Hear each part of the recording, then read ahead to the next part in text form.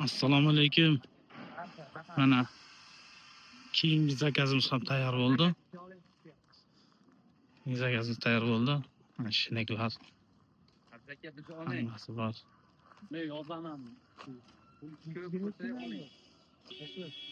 Ishlarimiz mana inshoalloh. Mana ikkita drabilka. Ikkita drabilka ham tayyor bo'lgan. Ikkita mikser. Ikkita shinek. Ikkita shinek. Drabilkaga mishalkaga tashlab beradigan. Bu drabilkadan mishalkaga tashlab beradi.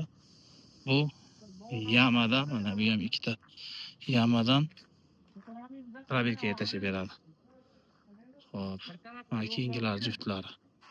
Mana bu ikkita uzuni 6 metrlik mishalkadan bunkerga tashlab beradi. O'sha bunkerga. Bu fasolishni uskunamiz. Ha. Dozatorlar. Dozatorning bunker. Bu fasolishning oyog'i. Bu yoqqa qopni osadigan o'rnatiladi. Bu dozatorlarimiz mana. Dozatorning bunkerga tashlab beradi. Ikkita. Mana bu iladiganimiz. Qo'shimcha aqib.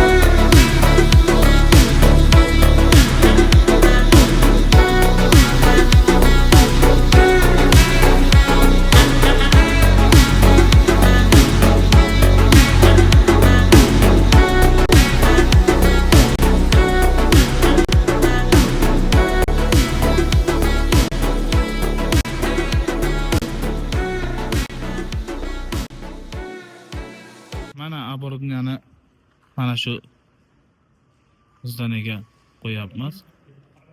Xo'p. Mana u yamaga tushadi boyaga. Katta bunkerimiz mana shu yamaga tushadi. Oboriyalarimiz keldi mana.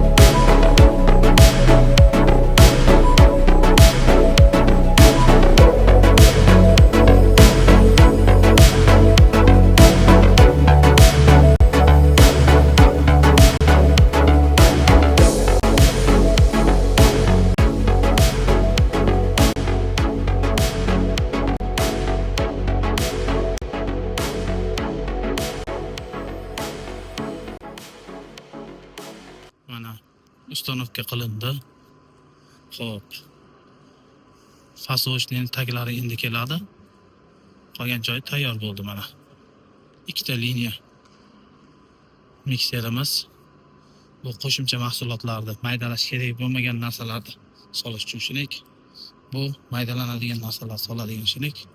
Drabilkaga tushadi. Mana ikkita Bunda ham bunker bor mana. Hop, ikkita mikserga bunisi bunga tashlab beradi. Tashlab bergandan keyin shinnidan bunkerga tushadi va ikkalasi ko'tariladi. Tagi fasolishni bo'ladi. Kimga yem chiqarish uskunalari kerak bo'lsa, nomerlarimizni qoldiramiz. Aloqaga chiqaverasizlar. Mikser qilib beramiz. Drabilka, shinniklar, lentalar farqi yo'q. Siz xohlagan usulda, siz xohlagan parametr bo'yicha. Kimga shunaqa mahsulotlar kerak bo'lsa, aloqaga chiqasizlar. Podpiska bosishni unutmanglar.